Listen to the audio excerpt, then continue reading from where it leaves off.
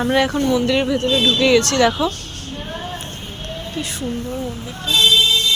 সবাই যা করে মন্দির কানে কানে উইশ চাওয়া, আমিও চাই যাবো। দেখো পার্বতী,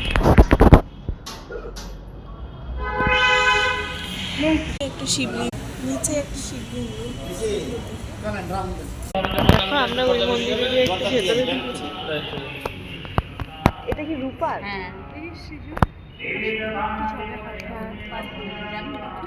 দেখো এখানে যে এগুলো আছে এগুলো সব দরজা, দেয়াল ঠেয়াল এগুলো সব রূপার। বজরংবলী, এই যে রাম সীতা। রাম সীতাকে দরকার, এখানে রাম সীতা তো আমাকে চোখ ভিডিও করা নিষেধ, তাও চুপ করে করছি। দেখো কি সুন্দর অশ্বতা, কি সুন্দর গোপাল আর বলরামকে সঙ্গে নিয়ে।